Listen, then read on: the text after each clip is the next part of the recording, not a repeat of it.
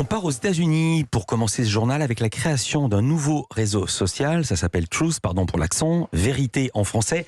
Réseau social qui vient d'être lancé par Donald Trump en personne. Et oui, il a été banni de Twitter, de Facebook et de YouTube depuis l'assaut du Capitole il y a un peu plus d'un an. Alors je précise que Twitter a décidé de le bannir à vie. Et c'est donc pour proposer une alternative à ces grandes plateformes que l'ex-président américain a créé Truth Social, son propre réseau social. Il assure que cette application, je cite, s'élèvera contre la tyrannie de Big Tech pour donner une voix à tout le monde. Fin de citation.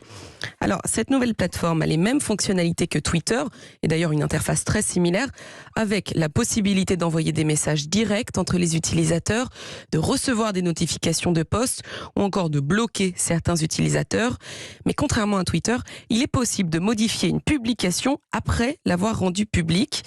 Alors, l'application a été lancée hier sur l'App Store d'Apple, mais elle a rencontré des problèmes techniques en raison du très grand nombre de téléchargements. La version mobile devrait être totalement fonctionnelle d'ici fin mars. Mais aux États-Unis, l'application arrive déjà en tête des programmes gratuits les plus téléchargés de la boutique en ligne d'Apple.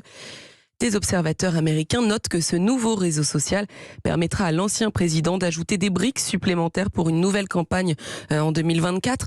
Donald Trump ne cache pas sa volonté de se présenter à nouveau aux présidentielles américaines. Vous avez reconnu ce générique, 30 millions d'amis, la fondation 30 millions d'amis qui vient de lancer sa chaîne de podcast. Oui, après l'émission télévisée culte des années 80 sur TF1 puis sur France 3, vous venez d'entendre le générique, après la chaîne YouTube et après les différents comptes sur les réseaux sociaux, c'est désormais dans le podcast que se lance la fondation près de 30 ans après sa création. Réa Hutin, la présidente de 30 millions d'amis, nous explique l'objectif de ce nouveau format. Ça s'inscrit dans la lignée d'une présence historique de 30 millions d'amis dans le cœur des Français. Et on a toujours eu cette volonté de mettre tous les médias, tous les moyens de communication, toutes les nouvelles technologies au service de la sensibilisation du plus grand nombre à la cause animale. Et donc, c'est un peu notre ADN depuis toujours. Mais maintenant, il faut qu'on puisse vraiment arriver à sensibiliser les plus jeunes. Et le podcast, c'est vraiment un moyen plus simple, plus malléable d'arriver à communiquer avec notre communauté. Entretien avec des scientifiques comme ce bioacousticien qui écoute des hippopotames, interview de personnalités sensibles à la cause animale, découverte sonore au cœur de la nature. Plusieurs rubriques figurent déjà sur cette chaîne de podcast lancée ce week-end. Et pour défendre la cause animale, la présidente de la fondation ne compte pas s'arrêter là. En plus du podcast, nous avons fait notre incursion dans la communauté des gamers avec nos justiciers du cœur. Donc, vous voyez, c'est tout un tas de nouveaux médias. Et là, avec le métaverse qui va arriver, la réalité augmentée, j'imagine même un refuge en réalité virtuelle avec ce moyen de montrer ce que voit un chien dans un refuge, de se mettre dans sa tête pour vous montrer sa véritable détresse. Les épisodes de ces podcasts seront postés en fonction de l'actualité. Plusieurs sont déjà disponibles sur les plateformes de podcasts comme Spotify et Deezer et sur le site 30millionsdamis.fr. La chaîne arrivera prochainement sur Apple Podcast. Alors je sais pas si je vais m'abonner au réseau de Trump, mais je vais abonner ma chatte Poluche à 30 millions d'amis. On reste en France avec la création d'un nouveau magazine de mode. Silhouette, voilà le titre de ce nouveau magazine féminin trimestriel qui sort aujourd'hui en kiosque. À l'origine de ce média papier, Thomas Haydan, il est déjà le créateur de la revue 7e Obsession sur le cinéma. Avec Silhouette, il souhaite célébrer la nouvelle scène de la mode contemporaine, rendre hommage aux métiers d'art et de savoir-faire et transmettre une autre idée du luxe.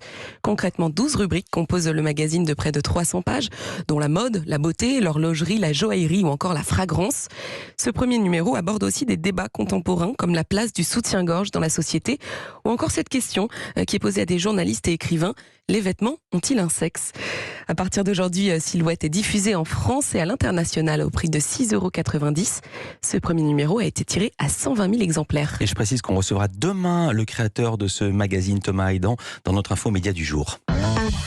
On termine ce journal avec un nouvel épisode de Terres Inconnues. C'est diffusé ce soir sur France 2. Et l'invité de Raphaël de Casabianca est une chanteuse. Et oui, une chanteuse-compositrice française qui a décroché la 2e place au concours de l'Eurovision l'année dernière et qui a cumulé 70 millions d'écoutes pour son titre Voilà. Barbara Pravi a accompagné Raphaël de Casabianca en Haute-Corse. Elle explique à notre micro pourquoi elle a accepté de partir à l'aventure pour cette émission qu'elle n'avait jamais vue auparavant. Je connaissais le concept de l'émission, mais j'ai pas la télé moi. Donc du coup, j'avais jamais regardé d'épisode. Et j'ai accepté parce que je savais ce qu'était l'émission. Et j'ai eu la chance de rencontrer Raphaël quand il était sur le plateau de 20h30 de Delahousse. Et on s'est hyper bien entendu tout de suite. Et en fait, j'ai un peu un pif. Je sens assez bien les gens en général. Et lui aussi, je crois. Et en fait, on s'est tellement aimé de suite que je me suis dit... allez, c'est parti, c'est l'aventure, quoi. Sur place, Barbara Pravi a traversé à pied le golfe de Galeria sur la côte ouest jusqu'aux montagnes du Niolou au centre-ouest de l'île. Aux côtés de l'animateur Globetrotter, elle est partie à la rencontre de Corses très attachés à la nature sauvage de leur île. Et c'est à travers les histoires de ces bergers, de ces apiculteurs ou de ces secouristes en montagne que la chanteuse a découvert une partie de la Corse.